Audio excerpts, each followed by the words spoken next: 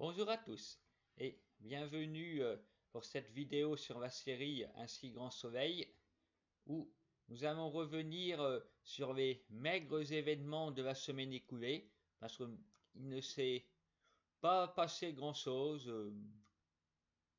c'était pas très musclé.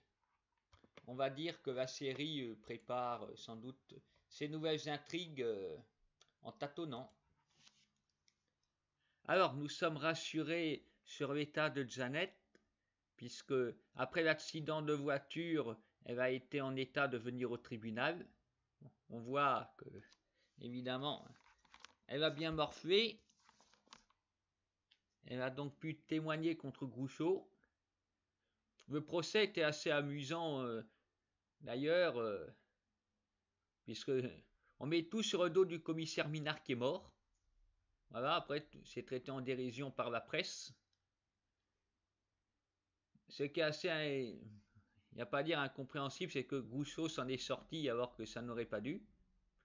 Son avocat a fait des miracles, mais on ne sait pas quoi pour le moment. Il faudra sans doute creuser après. Comment a-t-il fait? Pression sur les membres des jurés? Pot de vin? C'est apparemment pas pour ses talents d'éloquence, parce que pendant le procès, on ne l'a pas entendu. Évidemment, c'est une déception pour tous. Jeannette n'en revient pas. Elle va aussi rencontrer Elliot cette semaine. Bon, ça m'inquiète de savoir qu'il a fait de la prison. On n'a pas tort de s'inquiéter, puisqu'il continue toujours à espionner Amy. Les sentiments d'Elliot envers sincères, mais la méthode... ouais.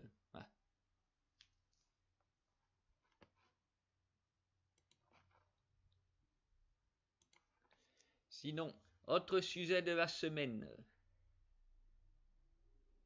Sophia et Louise préparent une fécondation pour que leur couple ait un enfant. Le problème, c'est que Sophia n'est pas très présente pour Louise. Elle est plus préoccupée par l'état de Virgile. En effet, ce dernier a tenté de se suicider et a été hospitalisé. Et comme je le pensais la semaine dernière, nous pouvons voir le fantôme de Léa qui s'inquiète pour son père. Ah, finalement, Léa n'a pas quitté la série pour de bon. C'est surtout comme le père de Elliot, on le revoit ponctuellement sous forme de spectre, avant que ce soit une hallucination. On ne sait pas vraiment. Enfin, ça semble faire du bien à Virgile de penser voir sa fille. Je dis penser parce que à l'heure actuelle, on ne sait pas, on a envie, voilà, d'interpréter ça comme étant vraiment, oui, un fantôme, pas une hallucination.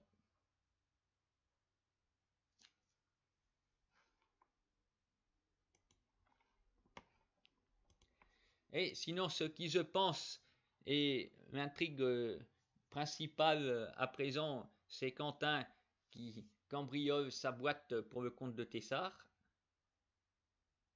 Et la police n'est pas dupe, apparemment c'est une manœuvre très courante quand il y a un contrôle fiscal de cambrioler son entreprise. Voilà. Alors du coup, Quentin est aussi un personnage assez maladroit, pas prudent, parce que bon, il a pu s'enfuir, il y avait un témoin qui a prévenu la police. Plus tard, il a été cramé les ordinateurs et tout, bon, près d'un clodo qui lui a pas donné de pièces. Alors l'homme l'a vu. Si la police remonte jusqu'à lui, il va pouvoir faire un portrait robot. Je pense que Quentin, voilà, s'est bien mis dans les ennuis, pas seulement être son patron, parce que nous l'avons vu vendredi, il était avec Davia et puis un homme, visiblement vu la voix, a voulu qu'elle lui donne le sac. Et là, tout de suite, la sécurité arrive, ça a été rapide, il va décamper. Alors, Quentin pense que ça vient de Tessard, qui lui dit que non. Alors, qui d'autre pouvait lui en vouloir, il pense. Sans doute Élise, en voulait à Davia. Et peut-être, en fait, ça n'a strictement rien à voir. C'était un voyou qui passait par là, qui a décidé de sortir son couteau pour voler un sac. Mais évidemment, vu les circonstances, Quentin pense à un complot, à un commanditaire. On verra. Déjà, si la police retrouve cet homme, ça me paraît mal engagé, mais on ne sait jamais. Hein. Ou si récidive, il se fait prendre. Ils verront qu'il n'y a rien à voir. Mais c'est sous un beau grain de sable dans la mécanique, parce que Quentin et Tessard sont un couteau tiré. Alors du coup, ils ont tous les deux à perdre si la police découvre la vérité. Mais si Quentin s'imagine protéger Davia en dénonçant son patron, ça peut être très amusant.